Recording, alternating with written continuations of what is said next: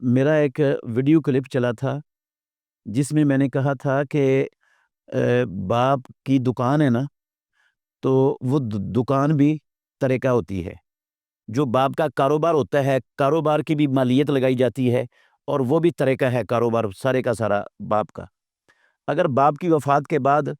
ایک بیٹا وہ کاروبار میں پورا ٹائم دیتا ہے، کاروبار چلاتا ہے،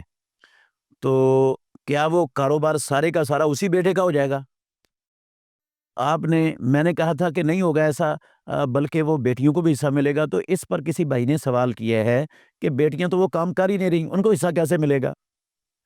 جی محترم ناظرین کرام،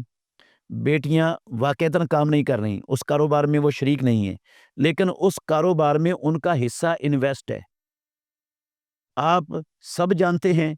کہ ایک بندہ کاروبار کر رہا ہوتا ہے، کئی لوگوں نے اس کو پیسے دیے ہوتے ہیں، ان کے پیسے انویسٹ ہوتے ہیں، وہ کاروبار نہیں کر رہے ہوتے۔ تو یہ جو کاروبار کرنے والا ہے وہ انویسٹروں کے حصے کو مقرر کر دیتا ہے، اور اس میں سے ہر ایک انویسٹر کا حصہ اس کے حساب سے، اس فیصدی کے حساب سے نکال کر اس کو دیا جاتا ہے، حالانکہ وہ کاروبار نہیں کر رہے۔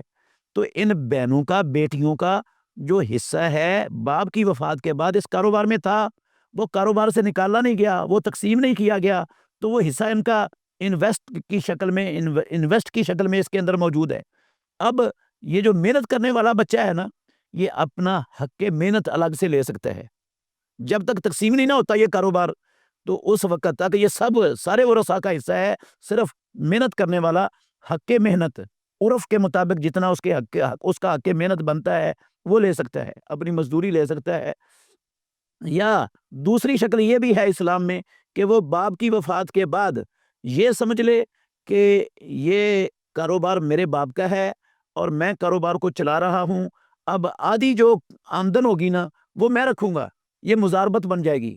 آدھی چونکہ کاروبار میں نے کرنا ہے، اب آدھی آمدن میری ہوگی اور آدھی میرے باپ کی ہوگی، تو آدھی اپنے پاس رکھے گا، اس کو الگ کر لے گا، جو آدھی باقی آمدن ہے نا وہ سارے ورثاء میں تقسیم ہوگی، اس میں بچیاں بھی ہوں گی، کیونکہ بچیوں کا حصہ اس کاروبار کے اندر انویسٹ ہے، اس لیے وہ بھی جو ہے نا وہ اس حصے میں شریک ہوں گی۔ ہاں اگر ان کا حصہ ان کو پورا